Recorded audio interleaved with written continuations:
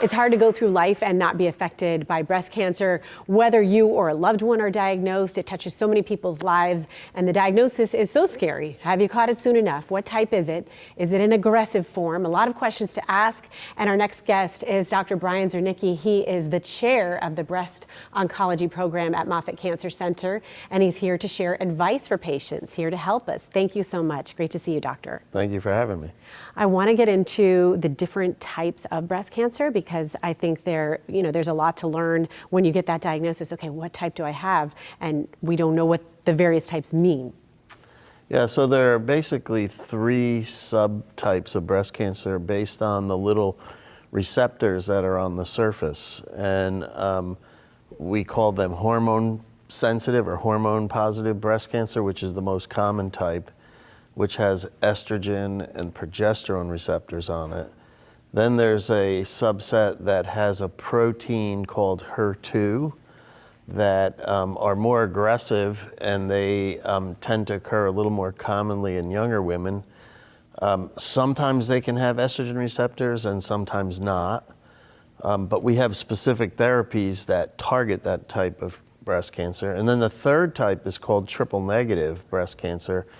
And triple negative because they don't have estrogen or progesterone or HER2 receptors.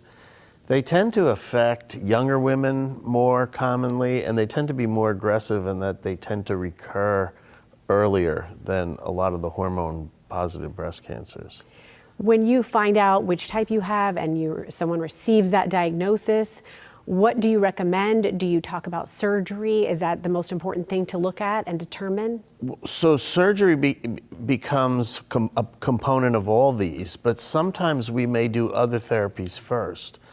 So for instance, for the HER2 and the triple negative subtypes, unless it's a very tiny, tiny tumor, we generally will do other treatments first, like immunotherapy or hormone therapy or chemotherapy, to shrink the tumor and to treat any cells that have moved out somewhere else in the body. And then surgery comes after that. For the hormone type that's just hormone positive, we often will do surgery first, but even for them, sometimes if it's very large or there are issues, we can do hormone therapy first and then surgery after.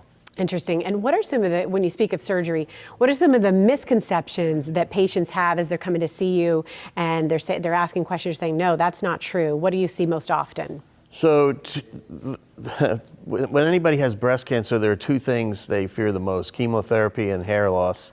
And then from the surgery, they fear arm swelling from taking the lymph nodes out.